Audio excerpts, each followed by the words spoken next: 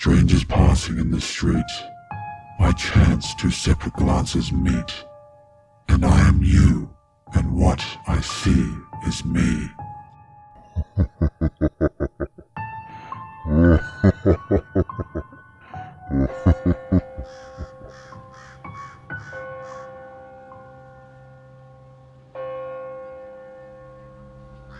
The other night I was talking with friends and was reminded of two stories that happened to me involving apparent doubles of people I knew. Probably about 10 years ago, my friends and I were playing a game I made up in a large local cemetery.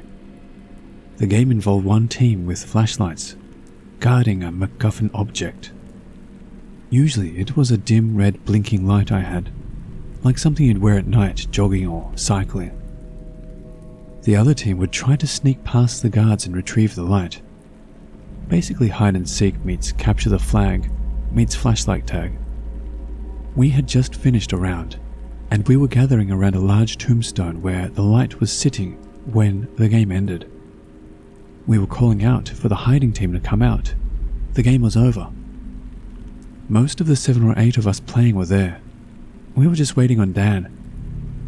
I was looking around and spotted him in silhouette in the near distance. The cemetery is on a hill, and the backside of it is mostly set against a steep drop-off, with one of the paths running along the edge. This night was pretty bright with moonlight and light pollution from the town, so it was pretty easy to pick him out against the sky as he walked down the path. "Oh, there's Dan," I said to the group, pointing.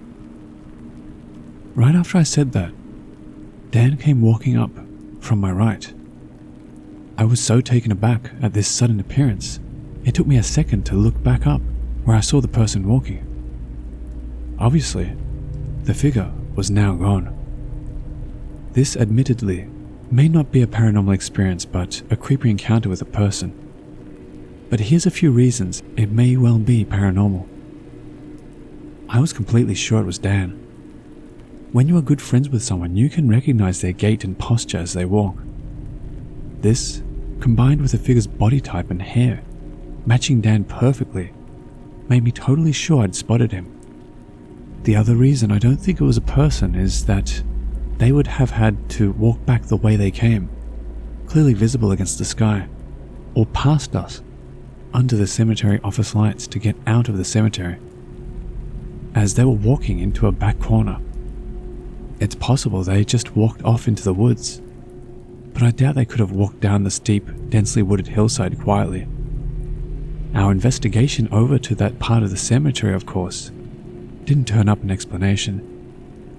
Now, for the second story, which I'm confident in claiming is paranormal.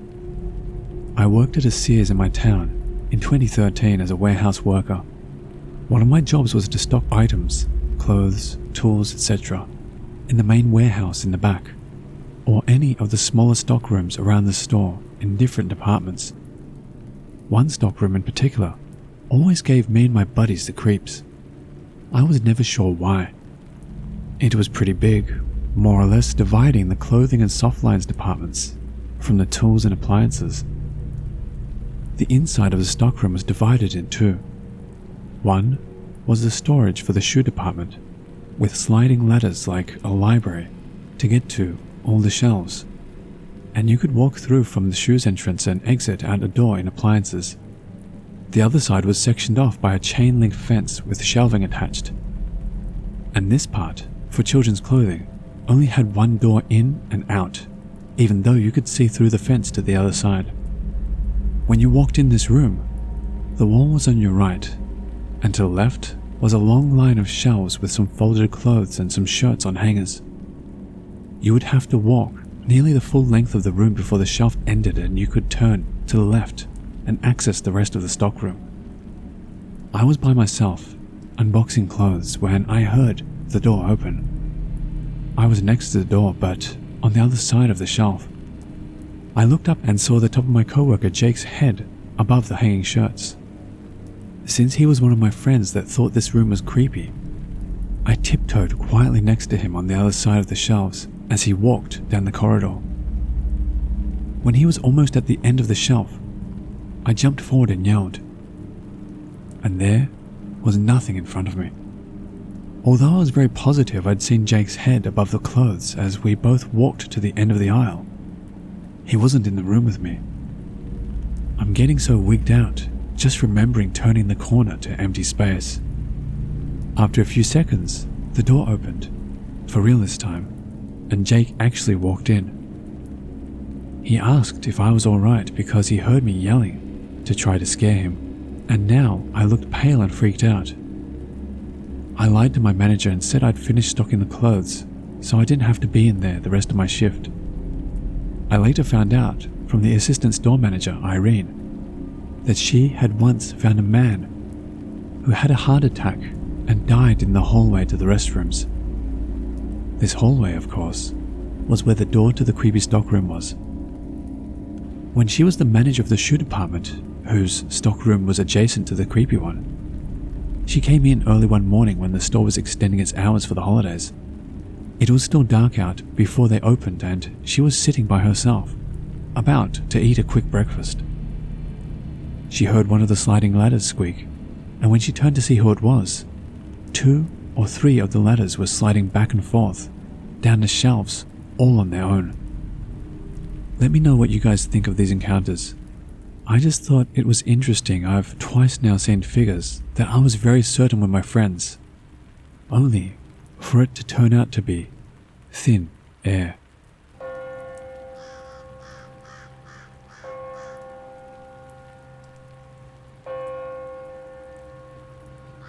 When I was about 8 to 10 years old, I lived in a horrifying apartment complex. I will tell you one of my paranormal stories that really freaked me out. So I had just gotten to bed, and I had made sure my curtains were closed all the way because I was terrified of being able to look out of my windows while laying down. I always had a hard time of going to sleep, but that night was different. I fell asleep easily, but I woke up in the middle of the night, I think, because I couldn't check the time because of how scared I was. When I woke, I kind of squirmed around. Then I finally opened my eyes. I noticed it was really dark. Soon enough, my eyes adjusted to the dark, and that's when I noticed something. By my closet was something sitting down and staring at me. It wasn't a stranger. I know this person. It was my mum. But at the same time, it wasn't my mum. Because, for one, my mother would be in my room staring at me while I was sleeping and sitting on my bedroom floor. Also, it looked like my mum, but its eyes were off. My mum has the most vibrant, pretty blue eyes. It had eyes that were darker. Not too dark, but you could tell the difference. And it was looking at me like someone would if they're spaced out. It also had the most emotionless expression. My mum would never wear it on her face. It scared the crap out of me. I kind of shifted over, looking towards the window where it wasn't at, and so it couldn't see my face. I noticed my curtains were opened a bit, where I could see outside, which also scared me, so I closed my eyes trying to go back to sleep. Surprisingly, I fell asleep almost in an instant. When I woke up, no one was there. I didn't tell anyone about it till weeks later, and I told my mum during laundry when I noticed a shirt. It's the shirt that the thing was wearing. My mum kind of freaked out and told me to tell her stuff sooner.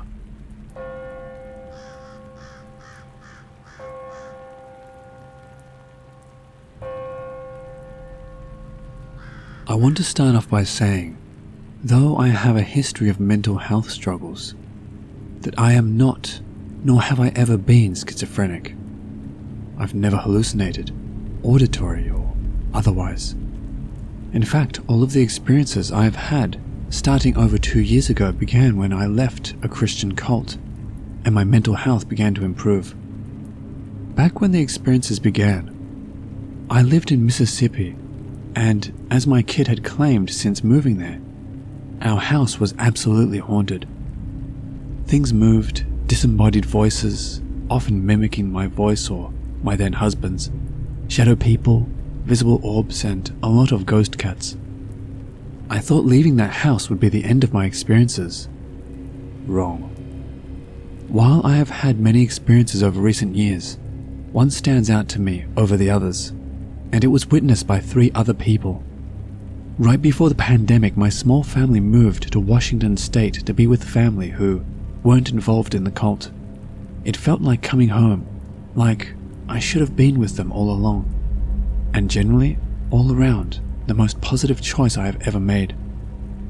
To get on our feet, we lived with my aunt and uncle for several months until we could find work and a home of our own. My aunt and uncle actually run a pagan community and have a lot of Celtic imagery of deity figures from Ireland. To say their house had a lot of spirit activity is an understatement. I hadn't been in their door half an hour before things began to happen. Something poked my butt when no one was standing behind me, touched the shaved side of my head, and on more than one occasion, called me by name. All events with witnesses who also began to experience the same things. The most noteworthy experience I had there was the one that will stand out in my memory with crystal clarity forever. Myself, my aunt, my uncle, and my husband were all in their living room, a small room set to the side with their double wide, where we had gathered for the evening to watch some TV. The only one not present was my kid, Victory, age 11 at the time, who was in the library which doubles as their room, on the other side of the house. I was sitting in an easy chair when I look up to see my kid walking by the entry to the room to head into the kitchen. They locked eyes on me, and I instantly knew something wasn't right. For context, my child is on the autism spectrum. They don't like to make eye contact, and if they have to, they de-escalate the sensations by being a total goof. They didn't wave, they didn't smile, they didn't do anything but meet my gaze stoically and continue on to the kitchen. I can't overstate the not rightness I felt. I, at first, thought something was wrong, that they were upset. Understandably, they were going through a lot with the move and being shunned by our cult family members.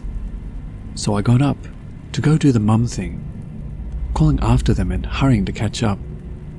They could have only been a step or two ahead of me. I left the room, rounded the corner to face the kitchen, more words on my lips, and no one was there. I was confused. I saw them go into the kitchen, so I called out for my kid, and their voice called back from the other side of the house, still in their room, having never left. I went back to the living room and asked the others if they had seen Victory walk by, a little unnerved. My uncle said yes, as did my aunt. Tim said they had thought they saw them walk by, but paid little mind. So unless this was some weird shared hallucination, we all saw it. I have since found out that I am sensitive to the energy spirits give off, and apparently, as it runs in the family, unknown to me till now, spiritual gifts are inherited. They call me a baby medium, so I feel confident in saying that I know whatever spirit took the form of my kid did not do so maliciously. They wanted to be noticed, and it absolutely worked. In fact, most antics from spirits seem to be this, and I have come to accept that they are around me and my family, even after moving into our new apartment. I have other stories, but this one was the big one that stands out.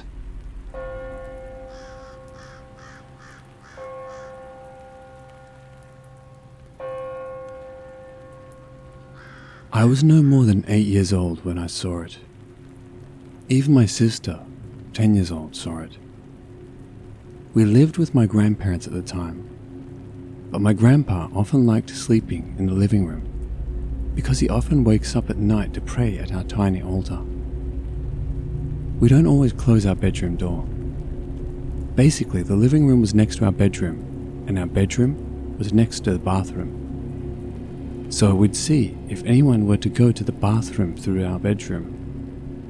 One Saturday night, me and my sister stayed up late, watching TV in the bedroom. The only light in the house was in our bedroom, and my grandpa chose to sleep in the living room again. It was past midnight, so we thought everyone in the neighborhood was asleep. That was until we saw my grandpa walking past our bedroom. We both stared at him until he disappeared from our sight. Of course, who would be scared?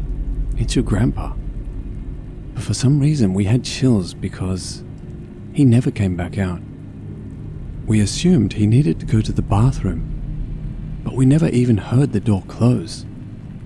But what creeped us out was how unusually straight he walked, as if he was marching like a soldier. And a bit slow too, like he's trying to scare us. It was a bit dark, but we knew it was him because of his features. So we called out to him. The first few calls had no reply, so we raised our voice so he could hear us more. This time, he came to us. But what shocked us was that he emerged from the living room instead of the bathroom. Note that my grandpa often wears all white clothes when he's at home. It didn't hit us that our grandpa was wearing colored clothes that day, and not all white. The one that we saw a while ago was wearing a white sleeveless shirt and white shorts and was barefoot. That scared us even more. We asked our grandpa if he went to the bathroom just now. He said no, and that he was asleep. It was impossible for him to have pranked us because there was no exit through the bathroom. The windows there are all barred. We immediately told him about what we saw. He went to check but saw nothing. We were scared kids. We didn't know what doppelgangers were until then. Our grandpa talked to us about doppelgangers. He said that's probably what we saw, that it was kinda well known in our area. And he told us that if we see any more doppelgangers, like paranormal ones in the future, then we should immediately tell the original person about it. Because if we don't, then something bad will happen to them. Me and my sister never forgot about it. I would also like to share an incident that occurred a few years ago in a different part of my country. I forgot the exact details, but it was on the news and all over social media. A young couple was killed in a motorcycle accident. I believe a bus ran over them. But what triggered everyone was what the townsfolk said.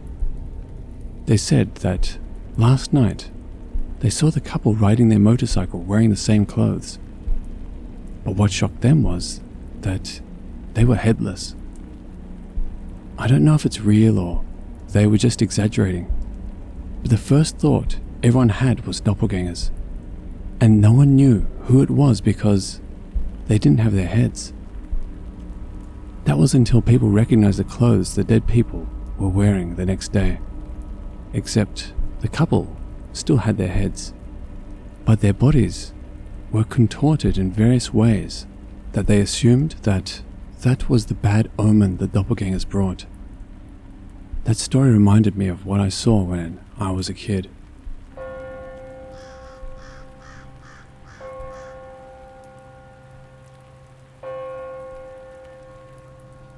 A year ago, I made a post about me and my sister seeing a doppelganger of my grandfather when we were kids.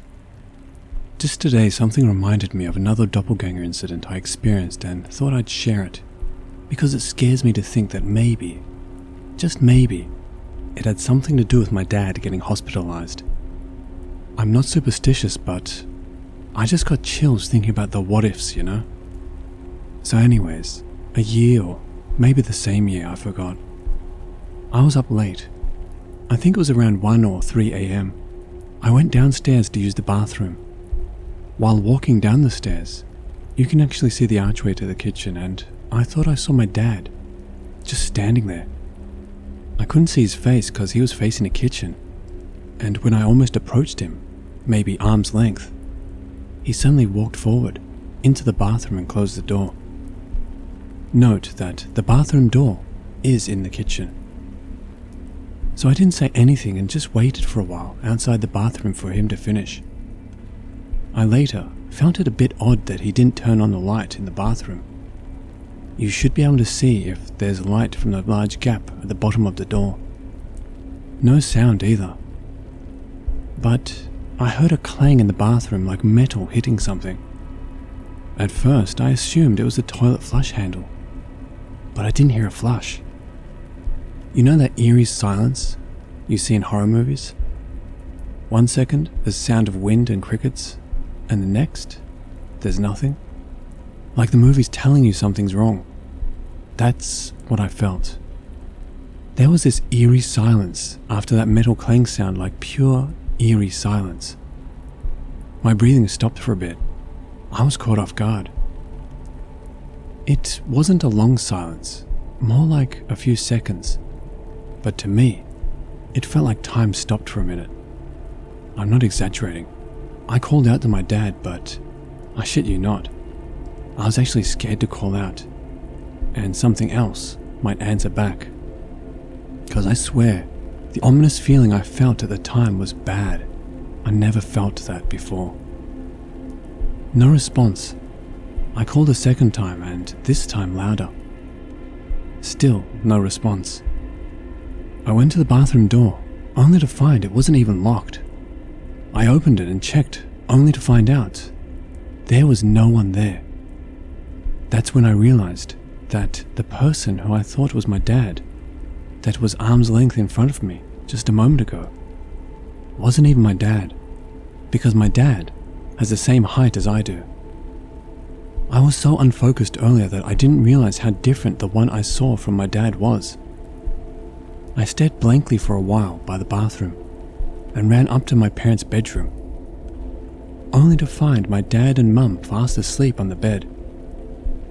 Whatever it was that I saw had a similar haircut as my dad. It was taller and wider. I confirmed that comparison the next day when I asked my dad to stand at the archway so I could reimagine the scenario.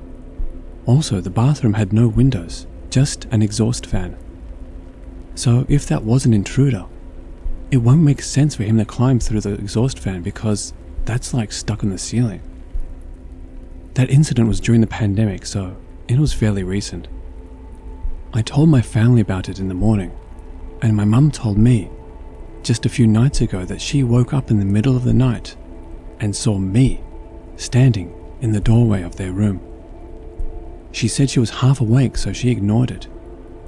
Then she woke up again, but this time I was standing by the edge of the bed, facing the wall. She fell asleep again and forgot to tell me about it in the morning. She didn't think it was anything weird at first because she thought it was me. I don't remember going into their room late at night, let alone standing like a creep.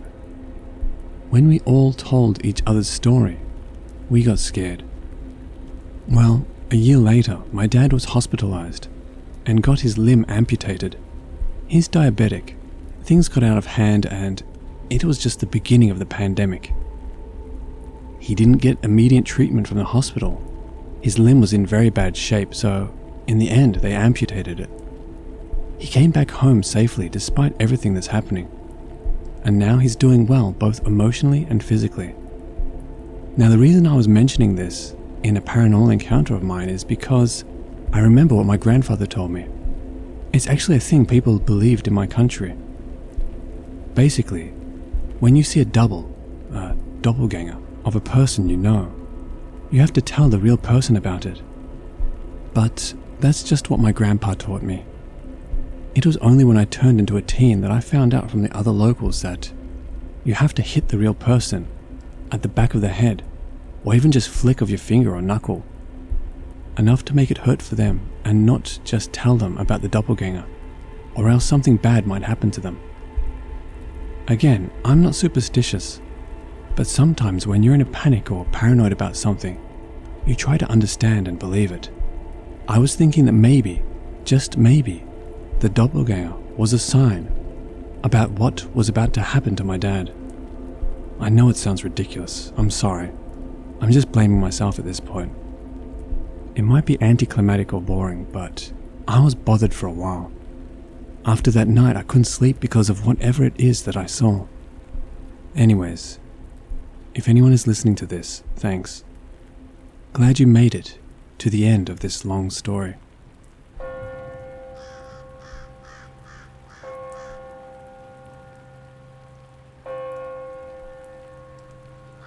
I will try and give as much detail as possible and keep this from going on too long.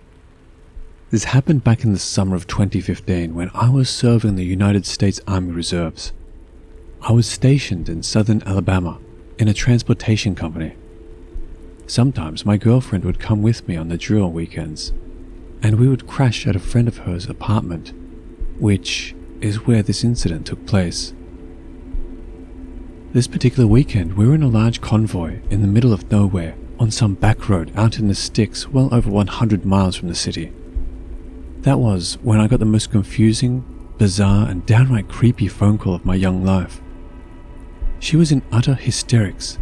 She was crying and screaming, wondering why I would frighten her so badly, what the hell my problem was, and asking me how I even pulled it off. After I was finally able to calm her down, this is the story she relayed to me. Sometime that afternoon, her friend was at work, and she was at the apartment by herself. Suddenly, there was a loud bang on the door, not a knock. After looking through the peephole, she saw me. But there was something off. She says I was wearing my army uniform. It looked like me, but that I had this very angry, aggravated look on my face.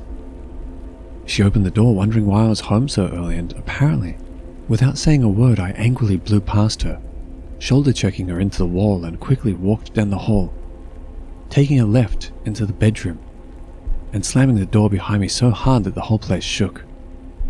She was very alarmed and confused about why I was home so early and in such an agitated state.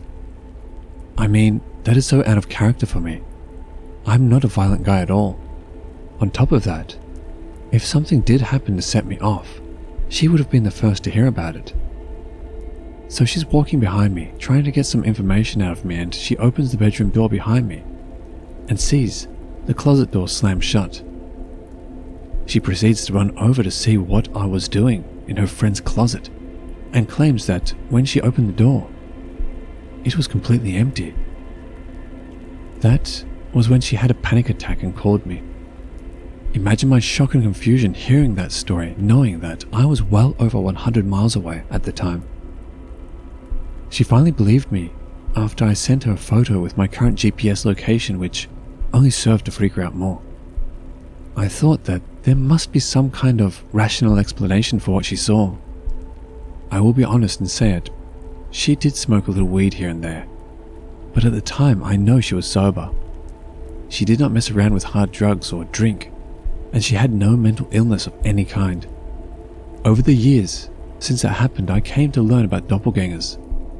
I don't know what they mean, what they represent, or why they come around. All I know is that they are creepy as shit, and a girl I dated for several years came face to face with mine, and it put the fear of God into the poor girl. Take from this story what you will, and honestly, I don't care if anyone believes it or not. I just have to get it off my chest.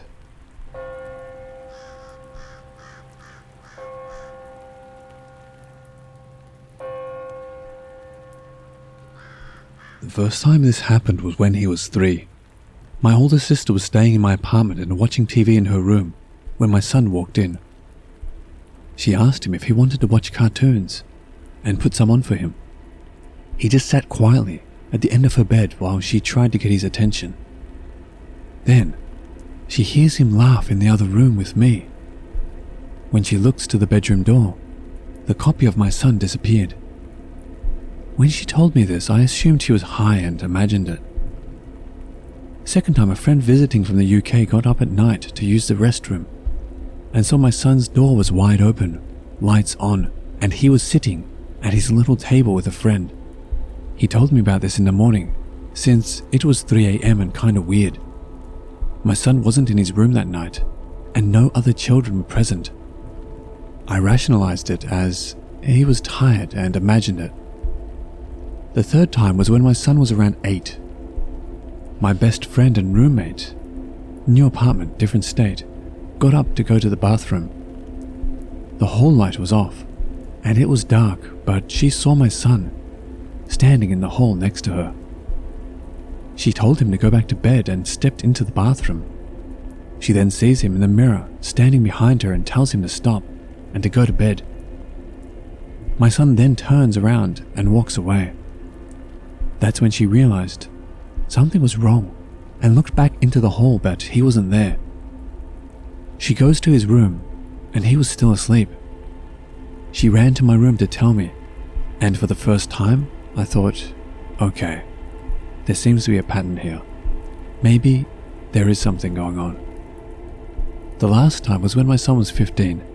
This time I saw it.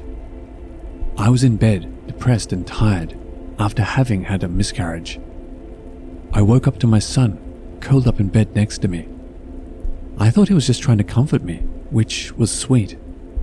I sang a lullaby to him and pet his hair before it clicked. My son was 15 now. This was him at age 7 or 8. I froze and asked who he was. He told me everything was going to be okay. Then he got up and left. Everyone assumed it was blood loss that made me hallucinate. But I was wide awake. No one's seen my son's double in 5 years, but it's weird as hell.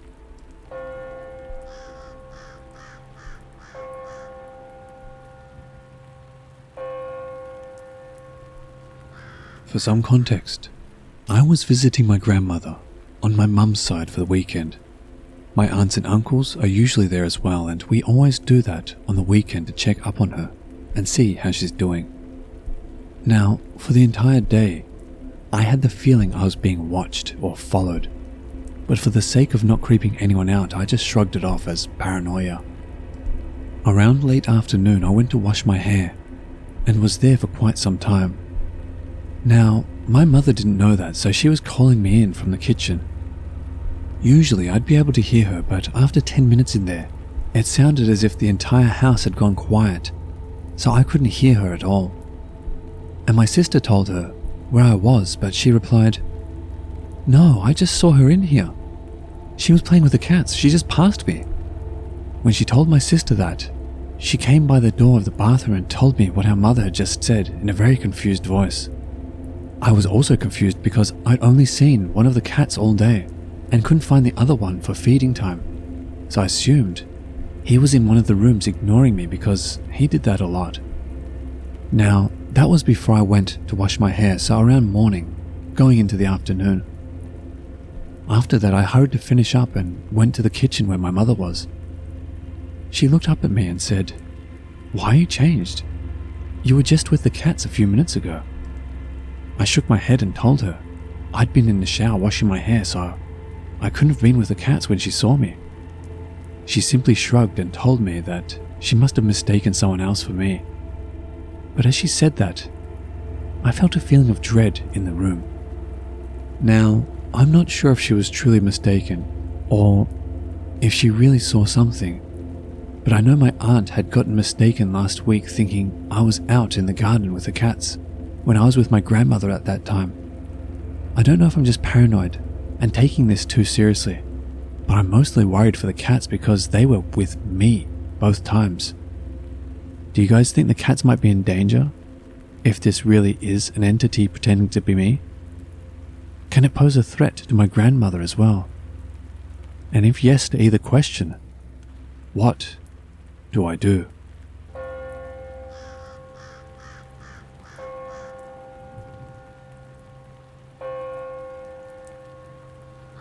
One day I was doing some clothes shopping, and I got a call from my college friend, Jeffrey, to come over and hang out. I told Jeff that I would come over after I left the mall. I was using public transportation. After I get to Jeff's house, Jeff introduced me to his friend Sleepy.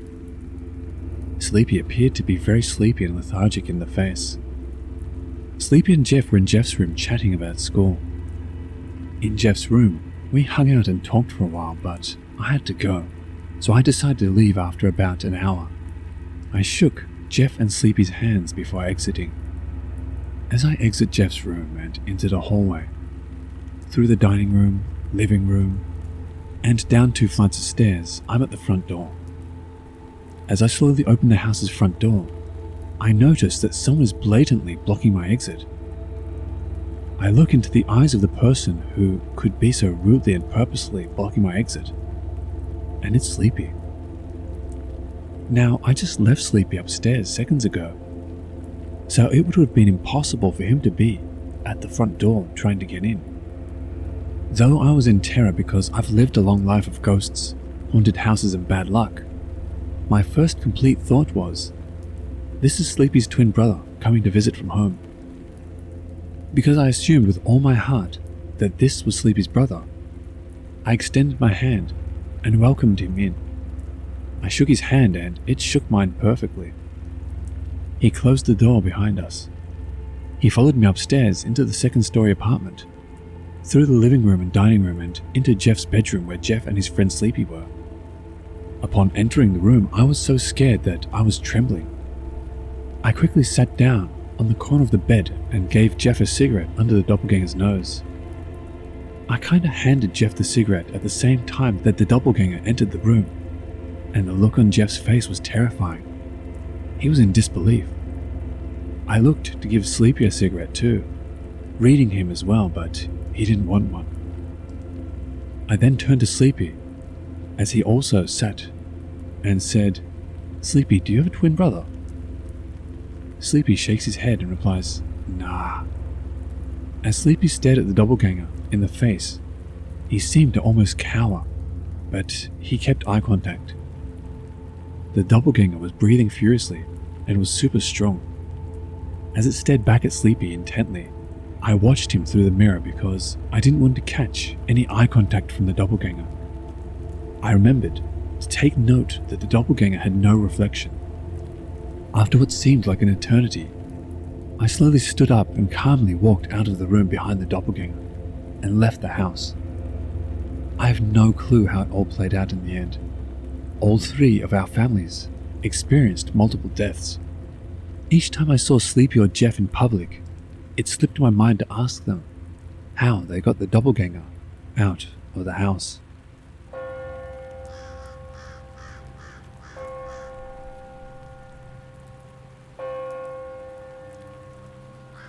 Hello watchers and listeners, thank you so much for watching. As always, a big thank you to all of the Reddit users who kindly allowed me to use their stories. If you want to help support this channel, you will find links to both my Patreon and my Teespring store in the description below, so feel free to have a look. And the biggest thank you to all of you who continue to support me. I truly do appreciate it. And remember, Papa loves you.